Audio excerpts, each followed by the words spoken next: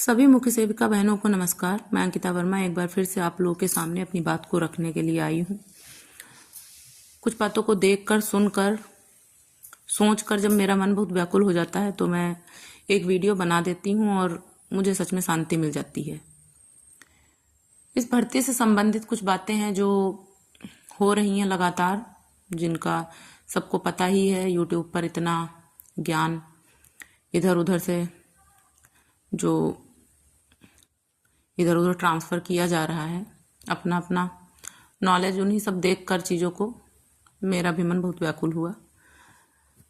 इस भर्ती को देखकर तो अब मुझे समुद्र मंथन जो हुआ था धरती पर अमृत के लिए, उसकी याद आ जाती है। समुद्र मंथन के बारे में सभी को पता होगा। जब देवताओं और राक्षसों के मध्य वहीं 12 दिन का युद्ध हुआ था और जब देवताओं ने ये अमृत को पा लिया था तो राक्षसों को ये लगता था कि देवताओं ने छल करके अमृत को पाया है। और उसमें से एक राक्षस था राहु केतु। तो राहु केतु ने भी छल से अमृत को पाया, जिससे भगवान विष्णु जी को अपना चक्र घुमाना पड़ा और राहु केतु के 2 भाग कर दिए गए। तो कुछ इस भर्ती में कुछ वैसा ही है। समुद्र मंथन में भी राक्षसों को लगता था कि अमृत के योग्य वे हैं, और लेकिन अमृत उनको मिला जो योग्य थे। इस भर्ती में भी कुछ लोगों को फेल होने के बाद भी ये लग रहा है कि भर्ती के योग्य वही हैं, रिजल्ट उनका ही पास होना चाहिए। तो वो बड़ा एक्टिवनेस इस समय दिखा रहे हैं, लेकिन उनको इस बात का भी अंदाज़ा रहना चाहिए कि जब वो फेल होने के बाद इतने एक्टिव हो सकते हैं तो पास होने के बाद हम लोग कितने एक्टिव हो सकते हैं। जब हम 2 साल के स्टे को रिजल्ट आने से पहले हटवा लिए तो अब तो हम लोग उसमें सेलेक्टेड हैं। अब तो हम लोग को कोई मतलब एड़ी चोटी का जोड़ लगा ले, और तब तो सेलेक्टेड पता ही नहीं था है कि नहीं। लेकिन अब तो हम लोग डीवी में सेलेक्टेड स्टूडेंट हैं, तो अब तो हम लोग और ज़्यादा आत्मविश्वास और कॉन्फिडेंस के साथ उसमें जो है एक्टिव हो जाएंगे। तो अभी तो बस देख ही रहे हैं इन लोगों का तमाशा। तो वही है, अब राक्षसों को लगने से थोड़ा ही कुछ होता है। जो योग्य होता है उसी को अमृत मिला था, क्योंकि सृष्टि का निर्माण राक्षसों से अगर होता तो सृष्टि कितने ही दिन टिक पाती। खैर, जो जिसको लगता है वो लगने दीजिए। मैं तो फिलहाल फेल हुई उन छात्राओं से कहना चाहूँगी कि हम लोग तो डीवी के लिए पास हो चुके हैं, तो हम लोग तो रिजल्ट का इंतज़ार कर रहे हैं, तो हम लोग को तो टाइम पास करना है। मैं खुद ही जो है इसमें मेरा एक एग्ज़ाम लगा हुआ है जो सबको पता होगा, मई जून में टीजीटी का है, उसी की तैयारी कर रही हूँ।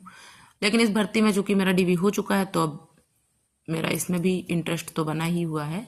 अभी फाइनल तो पता नहीं है होगा कि नहीं होगा। उसके लिए फ़िलहाल मैं इसीलिए अपना बैकअप तैयार कर रही हूँ कि अगर बाई चांस इधर कुछ निगेटिव हो जाए तो मेरा उधर मुझे ये पछतावा ना हो कि मैंने इतना सारा समय जो है बर्बाद कर दिया इस भर्ती के पीछे। हो जाता है इसमें तब तो खैर मुझे लगेगा मेरी मेहनत का फल मिल गया।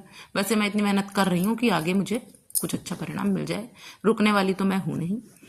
लेकिन कुछ लड़कियां हैं जो ये नहीं समझ पा रही हैं कि इस समय फेल होने के बाद उनको क्या करना चाहिए, क्या नहीं करना चाहिए, किसकी बात सुननी चाहिए, किसे गुरु बनाना चाहिए।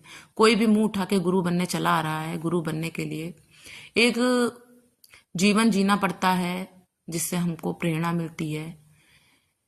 उसकी मेहनत को देखा जाता है, उसके ज्ञान को देखा जाता है, उसकी बात को देखा जाता है, उसकी ईमानदारी को देखा जाता है।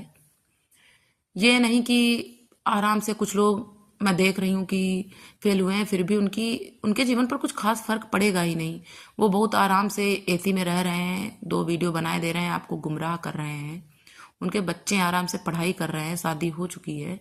उनके जीवन पर मुझे नहीं लग रहा कुछ फर्क पड़ेगा। लेकिन हाँ, इतना ज़रूर है कि अब अगर फेल होने के बाद उनको इस भर्ती से बहुत कुछ मिल जा रहा है तो उनका तो ठीक ही है, और कुछ तो मिल जाएगा एटलीस्ट। लेकिन फेल होने के बाद उन लड़कियों को तो एटलीस्ट सोचना चाहिए कि फेल हुई हूँ, कहाँ पर गलती हुई, कहाँ पर कमी रह गई, क्या मुझे करना चाहिए। 2027 में चुनाव है तो बहुत सारी भर्तियां आएंगी, बहुत सारे मौके मिलेंगे। मेरी सही राह क्या है, मुझे अब कैसे तैयारी करनी है, क्योंकि मैं खुद ही कई एग्ज़ाम से बाहर निकली हूँ। यूपी ट्रिपल एस से अकाउंटेंट ऑडिटर के एग्ज़ाम मैं इंटरव्यू देकर बाहर निकाल दी गई। मैंने जूनियर असिस्टेंट का एग्ज़ाम दिया, 5,000 जिसमें वैकेंसी आई हुई थी 2016 में, उसमें भी टाइपिंग निकाली, इंटरव्यू दिया, उसके बाद मैं बाहर हुई। लेकिन लगातार लगी रही। आज इसमें मैं डीवी के लिए फिर से सेलेक्ट हुई हूँ। अभी फाइनल सिलेक्शन का पता नहीं है। दूसरी भर्ती में लगी हुई हूँ। इसको कहते हैं मेहनत। ये कोई 4-6 महीने की या साल भर की मेहनत करने वाली लड़कियों ने एग्ज़ाम नहीं निकाला है। ये उन लड़कियों ने एग्ज़ाम निकाला है जो कई सालों से मेहनत कर रही थी, कई बार फेल हुई हैं, तब जाके कोई एग्ज़ाम निकला है। कुछ लोगों को लगता है कि अरे उन्होंने भी तो बहुत मेहनत किया था, 1 साल से वो भी तो लगी हुई थी, वो कहते फेल हो गई, उनका क्यों इतने नंबर पर सिलेक्शन नहीं हुआ। इतने अगर बहुत ज़्यादा नंबर होते मान लीजिए तो चलो एक टाइम को इंसान की बात आप सुनिए तो समझ में आता है। इतने कम नंबर वाला इंसान आपके सामने आत्मविश्वास के साथ इतना बोल पा रहा है। मेरे नंबर अगर इतने कम होते तो मैं बता रही हूँ अपना, मैं इतने कॉन्फिडेंस के साथ किसी के सामने नहीं खड़ी हो पाऊंगी। ये नंबर भी इतने कम है और लगातार बड़ा आत्मविश्वास में भी कोई कमी नहीं आ रही है। हाँ, ये लगता है कि इतने नंबर कम है, क्यों रह गए, ये कोई बताता तो समझ में आता। ये बिना उल्टी सीधी बात बस बोले जा रहे हो और आप लोग सुने जा रहे हो। किसी को भी उठा के जो है बना दिया, हाँ हम आपके साथ हैं और मैम आप ही, ये ईमानदारी और सच्चाई की बात जो भी करेगा वो क्या हो ही जाएगा ईमानदार। अब जो भी इंसान ईमानदारी की बात करेगा वो ईमानदार हो जाएगा। ये मेहनत और मेहनत, सही दिशा में मेहनत में होता है फर्क। एक जो गुरु होता है, जो सही गुरु होता है, वो केवल पास होने के बाद की राह नहीं बताता है, वो सही राह आपको फेल होने के बाद की भी बताता है।